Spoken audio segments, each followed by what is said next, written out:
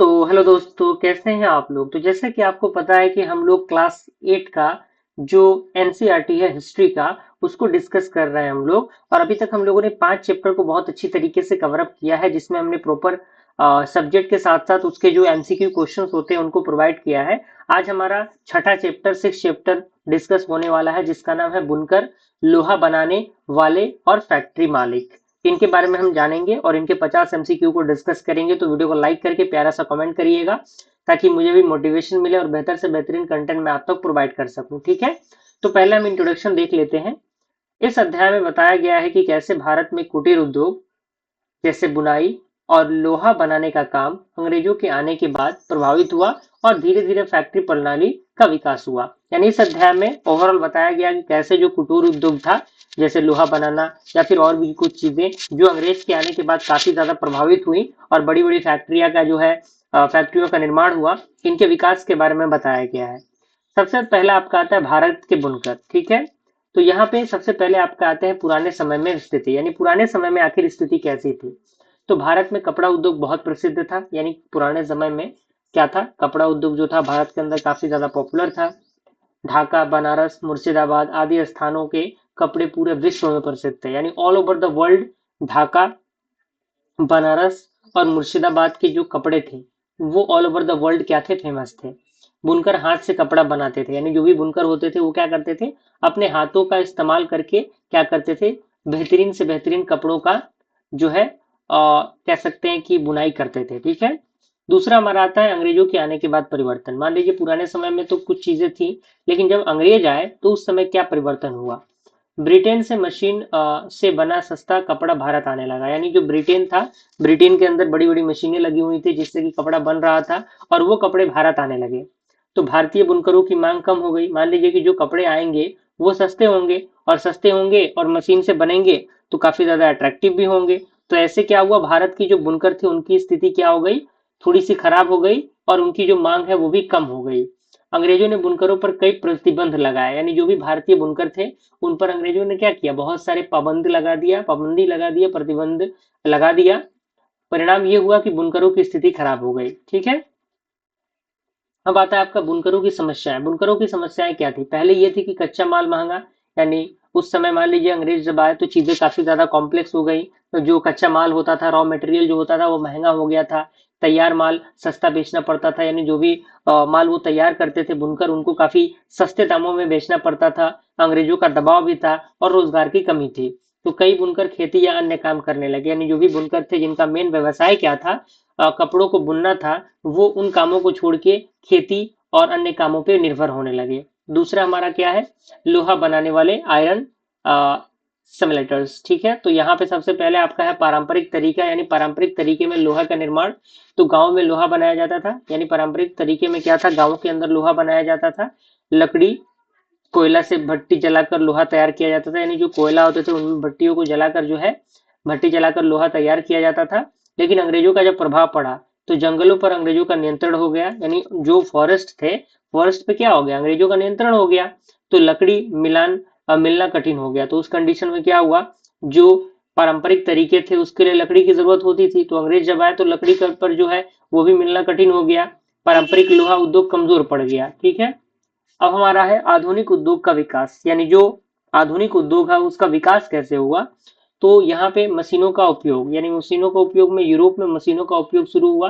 यानी यूरोप के अंदर क्या हुआ, जो भी मशीन थी उनका उपयोग शुरू हो गया। भारत में धीरे धीरे मशीनों का उपयोग बढ़ा। यानी भारत के अंदर भी जो मशीनें हैं वो बैठने लगी, तो मशीनों का उपयोग भारत के अंदर भी बढ़ने लगा। फैक्ट्री प्रणाली, बड़े कारखाने स्थापित हुए, मजदूरों को काम मिलने लगा, उत्पादन तेजी से बढ़ा, ये चीजें हुई। भारत में फैक्ट्री उद्योग, सबसे पहले कपड़ा उद्योग है। तो मुंबई और अहमदाबाद में कपड़ा मिल स्थापित हुई। यानी मुंबई और अहमदाबाद में क्या हुआ, जो भी कपड़ा मिल था वो स्थापित हुई। मशीनों से कपड़ा बनने लगा। जूट उद्योग की हम बात करें तो कोलकाता के पास जूट मिलें स्थापित हुई। लोहा और इस्पात, तो भारत में आधुनिक इस्पात उद्योगों की शुरुआत हुई। यानी इंडिया के अंदर क्या हुआ, जो आधुनिक उत्पाद है उसकी क्या हुई, शुरुआत वहां पे होने लगी। ठीक है, उसके बाद इसमें महत्वपूर्ण योगदान जमशेदजी टाटा का था। ये नाम बहुत पॉपुलर है, आपने सुना होगा। इस नाम से कोई भी ऐसा व्यक्ति नहीं है जो परिचित ना हो। तो ठीक है, तो ये चीजें हैं जमशेदजी टाटा। उसके बाद Tata iron and steel company TISCO, इसकी स्थापना 1907 में जमशेदपुर में हुई थी। इसकी स्थापना कहाँ हुई? Tata iron and steel company की स्थापना 1907 में जमशेदपुर में हुई। भारत का पहला बड़ा इस्पात उद्योग यह बना। मजदूरों की स्थिति क्या थी उस समय? लंबे समय तक काम होता था, कम वेतन मिलते थे और खराब काम करने की स्थिति थी। ठीक है, मजदूरों को कई कठिनाइयों का सामना करना पड़ता था। उस समय की बात हो रही है जब ये चीजें अपने कह सकते हैं कि स्टार्टिंग पॉइंट पे थी तब। स्वदेशी आंदोलन का प्रभाव, यानी उस समय एक स्वदेशी आंदोलन स्थापित हुआ जिसमें था ये कि हम भारत के बनी ही चीजों को यूज करें। स्वदेशी आंदोलन यही था। तो भारत में विदेशी वस्त्रों का बहिष्कार हुआ, यानी जो भी विदेश से सामानें आ रही थी उनका बहिष्कार होना शुरू हुआ। इसके अंदर देसी उद्योगों को बढ़ावा मिला, जो अपने देश के अंदर चीजें बन रही हैं, बुनकरों और उद्योगों को सहायता मिली इसके अंदर। तो ये चीजें हुई। अध्याय का समरी क्या है? तो भारत के पारंपरिक उद्योग अंग्रेजों के कारण प्रभावित हुए, यानी जो भी पारंपरिक उद्योग थे जो अ, सदियों से चले आ रहे थे वो अंग्रेजों के वजह से प्रभावित हुए। बुनकरों और लोहारों की स्थिति खराब हुई। फैक्ट्री उद्योग का विकास हुआ। जमशेदजी टाटा ने इस्पात उद्योग की शुरुआत की और स्वदेशी आंदोलन से देसी उद्योगों को बढ़ावा मिला।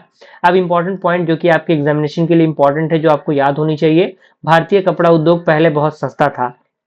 अंग्रेजों के कारण बुनकरों की स्थिति खराब हुई और जंगलों पर नियंत्रण से लोहा उद्योग प्रभावित हुआ और 1907 में टिस्को की स्थापना हुई जमशेदपुर में और स्वदेशी आंदोलन ने उद्योगों को बढ़ावा दिया। तो ये आपका पूरा चैप्टर का रिव्यू था। आइए हम लोग अब जो एमसीक्यू क्वेश्चन है उस पर मूव कर रहे हैं। सबसे पहला क्वेश्चन कह रहा है कि भारत में सबसे प्रसिद्ध उद्योग कौन सा था? तो लौह उद्योग था, सॉरी कपड़ा उद्योग था उस समय में। कपड़ा उद्योग जो था वो उस समय में भारत के अंदर प्रसिद्ध था। Option number B. भारतीय कपड़ा कहाँ प्रसिद्ध था? तो भारतीय कपड़ा पूरे विश्व के अंदर प्रसिद्ध था। ठीक है, बुनकर क्या करते थे? तो बुनकर जो है वो कपड़ा बुनते थे। अंग्रेजों के आने के बाद क्या हुआ? क्या हुआ? बिल्कुल, उद्योग जो है वो क्या हुआ? घट गया, घटा। Option B. भारत में सस्ता कपड़ा कहाँ से आया? भारत में सस्ता कपड़ा ब्रिटेन से आया। बुनकरों की स्थिति क्यों खराब हुई? मशीनों के प्रतिस्पर्धा के कारण जो है बुनकरों की स्थिति खराब हुई। अंग्रेजों ने बुनकर पर क्या किया? अंग्रेजों ने बुनकर पर प्रतिबंध लगाया। बुनकरों को किस समस्या का सामना करना पड़ा?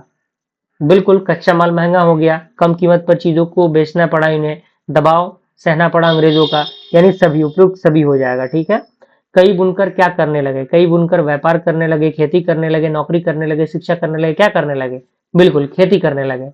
लोहा बनाने वाले को क्या कहा करते थे? लोहा बनाने वाले क्या करते थे? लोहा बनाते थे भाई।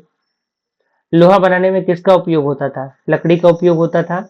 अंग्रेजों ने किस पर नियंत्रण कर लिया? अंग्रेजों ने जंगलों पर नियंत्रण कर लिया। जंगलों पर नियंत्रण से क्या हुआ? जंगलों पर नियंत्रण से लोहा उद्योग प्रभावित हुआ। मशीनों का उपयोग कहाँ शुरू हुआ? तो मशीनों का उपयोग यूरोप में शुरू हुआ। फैक्ट्री प्रणाली क्या है? तो फैक्ट्री प्रणाली बड़े कारखानों में काम, यही आपका क्या है? फैक्ट्री प्रणाली है। फैक्ट्री में उत्पादन कैसे होता है? फैक्ट्री में उत्पादन काफी तेज होता है। भारत में कपड़ा मिलें कहाँ लगी? तो मुंबई और अहमदाबाद में लगी। जूट उद्योग कहाँ स्थापित हुआ? तो जूट उद्योग आपका कोलकाता के अंदर स्थापित हुआ। इस्पात उद्योग किससे संबंधित है? तो इस्पात उद्योग आपके लोहा से संबंधित है। भारत में इस्पात उद्योग की शुरुआत किसने की? तो जमशेदजी टाटा ने की। टिस्को की स्थापना 1907 में हुई। टिस्को कहाँ स्थापित हुआ? जमशेदपुर में स्थापित हुआ। मजदूरों की स्थिति कैसी थी? बहुत खराब थी उस समय, खराब थी। ठीक है, मजदूरों को क्या समस्या थी? समस्या ये थी कि कम वेतन मिलता था, लंबा काम करना पड़ता था, खराब वातावरण था। तो उपयुक्त सभी हो जाएगा। अगला क्वेश्चन कह रहा है कि स्वदेशी के आंदोलन क्या था? विदेशी वस्त्रों का बहिष्कार करना। ठीक है, स्वदेशी आंदोलन से क्या हुआ? जो देसी उद्योग है वो बढ़ा। भारतीय उद्योग क्यों मजबूर हुआ, कमजोर हुआ, सॉरी? तो अंग्रेजों की नीति की वजह से। बुनकर किससे प्रतिस्पर्धा कर रहे थे? मशीन से। अंग्रेजों ने क्या आयात किया? अंग्रेजों ने कपड़ा आयात किया। भारतीय कारीगरों की स्थिति कैसी हो गई? भारतीय कारीगरों की स्थिति जो है वो काफी खराब हो गई। कारखानों में काम कौन करता था? मजदूर करते थे। फैक्ट्री प्रणाली कहाँ विकसित हुई? तो फैक्ट्री प्रणाली आपको शहरों में विकसित हुई। उद्योग में क्या बढ़ा? उद्योग में आपके उत्पादन बढ़े। कपड़ा उद्योग क्यों गिरा? क्योंकि मशीनों का प्रभाव बढ़ा। अंग्रेजों ने किसे बढ़ावा दिया? अंग्रेजों ने अपने उद्योगों को बढ़ावा दिया। भारतीयों ने क्या अपनाया? तो भारतीयों ने स्वदेशी वस्त्र अपनाया। ठीक है, बुनकर को क्या करना पड़ता था? बुनकर को क्या करना पड़ता था? काम छोड़ना पड़ता था, खेती भी करना पड़ता था, मजदूरी भी करना पड़ता था। सारे हो जाएंगे उपयुक्त सभी। जंगलों पर नियंत्रण किसने किया? अंग्रेजों ने किया। लोहा उद्योग क्यों कमजोर हुआ? लकड़ी की कमी की वजह से। फैक्ट्री में काम कैसा था? फैक्ट्री में काम कठिन था। मजदूरों को क्या नहीं मिलता था, मजदूरों को जो है वो आराम नहीं मिलता था। उद्योगों में क्या आया, उद्योगों में आपका जो मशीन है वो आया, ठीक है। भारतीय उद्योग कब प्रभावित हुआ, तो भारतीय उद्योग अंग्रेजों के आने के बाद प्रभावित हुआ। भारत में उद्योग कहाँ लगे, तो भारत में उद्योग आपके जो है वो शहरों में लगे। अंग्रेजों ने क्या किया, अंग्रेजों ने अपने उद्योग बढ़ाए। बुनकरों का काम क्या था, तो बुनकरों का काम कपड़ा बुनना था, बनाना था। फैक्ट्री में क्या होता था, तो फैक्ट्री में उत्पादन होते थे। मजदूरों की समस्या क्या थी, वो समय, वेतन, वातावरण सभी था, उपरोक्त सभी हो जाएगा। और स्वदेशी आंदोलन कब शुरू हुआ, 1905 में जो है वो शुरू हुआ।